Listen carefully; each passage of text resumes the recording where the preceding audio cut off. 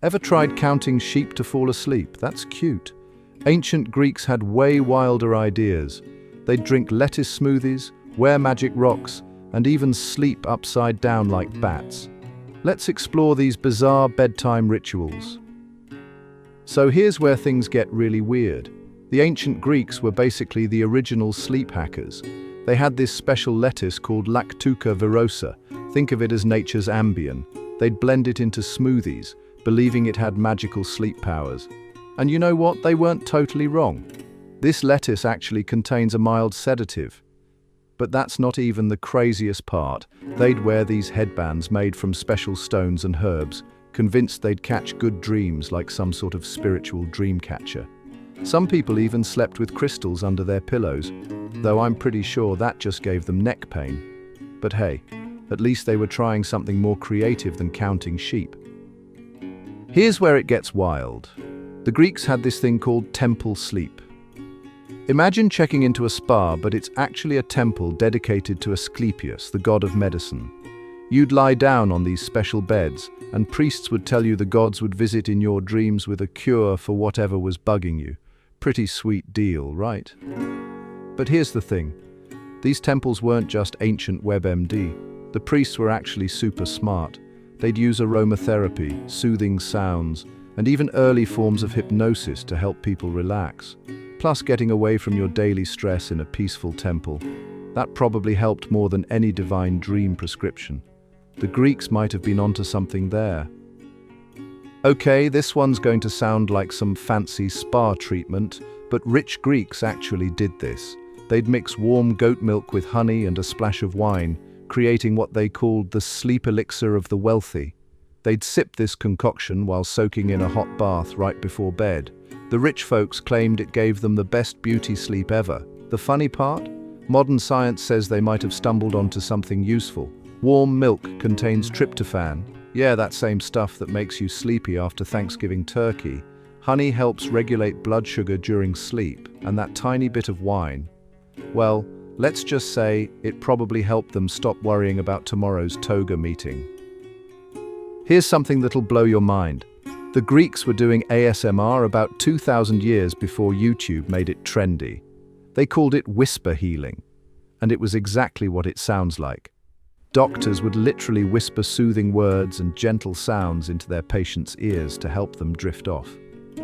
They'd use everything from soft brushing sounds to the gentle tapping of metal tools. Sound familiar? Some healers even had special rooms with flowing water and wind chimes, creating the perfect ancient Greek sleep soundtrack.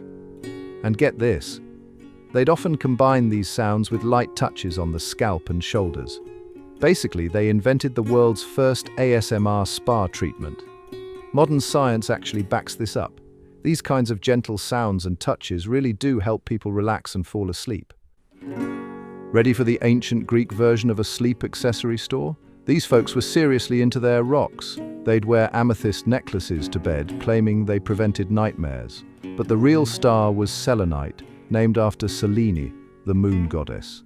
Greeks would strap these crystals to their foreheads with leather bands like some kind of prehistoric sleep tech. They believed different stones had different dream powers. Jasper for prophetic dreams, moonstone for peaceful sleep, and onyx to stop sleep talking. Your ancient Greek roommate would thank you. The best part? Some wealthy Greeks had entire collections of dream stones they'd rotate through like we change phone cases. Sure, it probably didn't work, but I bet those sparkly rocks made for great conversation starters at the Agora. Here's a story that totally backfired, in the best way possible. Some Greek musicians thought they'd created the perfect sleep melody. They gathered a bunch of people, played their guaranteed to make you snooze tunes, and accidentally invented the world's first dance party. The music, meant to mimic gentle waves and soft breezes, somehow turned into what we'd now call ancient Greek EDM. The performers added more instruments to fix it, making it even more energetic. Soon, everyone was up dancing instead of sleeping. The musicians tried to explain to their patrons that it wasn't a total failure.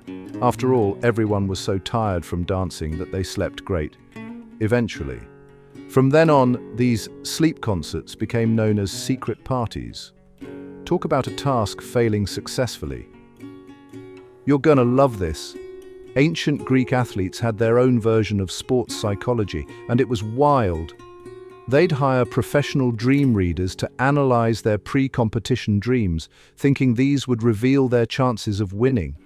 Athletes would sleep in special rooms, hoping Zeus would send them victory dreams. Some even paid big money for dream coaches who'd interpret every tiny detail. But here's where it got messy. If an athlete had a bad dream, they'd sometimes skip the competition entirely. Imagine training for months, then bailing because you dreamed about losing your sandals.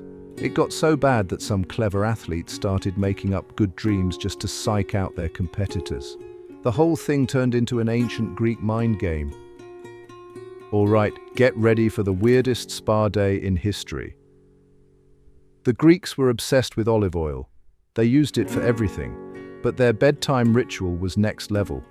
They'd get these full-body olive oil massages, mixed with special herbs like lavender and chamomile. The massage therapists, usually temple healers, would rub the oil in specific patterns they claimed matched the flow of sleep energy. Some rich Greeks even had heated marble slabs just for these treatments. The funny part, they'd wake up super relaxed but totally stuck to their sheets. Modern research shows they accidentally created an amazing sleep aid. The combination of massage, aromatherapy, and skin-warming oil actually helps trigger your body's sleep signals. Those Greeks were basically running ancient-day sleep labs. You might think your chiropractor has some weird ideas, but wait until you hear this. Hippocrates, the father of medicine himself, had this absolutely bonkers theory that sleeping upside down could cure back pain and improve your thinking. He got people to strap themselves to these wooden contraptions that would flip them upside down like human bats.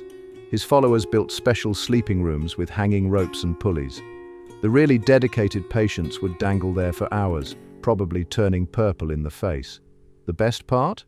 Some wealthy Greeks installed these systems in their homes, bragging about their gravity-enhanced sleep chambers. Spoiler alert, it didn't work, and people mostly ended up with headaches and dizzy spells. But hey, at least they could say they tried the trendiest sleep hack in ancient Athens. Let's get real for a second. Those ancient Greeks weren't just throwing herbs at the wall to see what stuck. Some of their sleep tricks were surprisingly on point. Take their evening routine of gentle exercise followed by a warm bath. Sound familiar? That's because it's exactly what sleep scientists recommend today. They also figured out that lavender helps you snooze, we've got studies proving it, and their habit of avoiding heavy meals before bed? Spot on. Even their weird obsession with sleeping in dark, quiet rooms away from the city makes total sense now. We know that darkness triggers melatonin production. Those temple priests might have thought they were channeling divine wisdom, but they were actually running some pretty solid sleep experiments. Thanks for joining me on this wild ride through ancient Greek sleep hacks. Hit that like button if you learned something new and subscribe for more bizarre historical adventures. Share with your insomniac friends. They'll thank you later.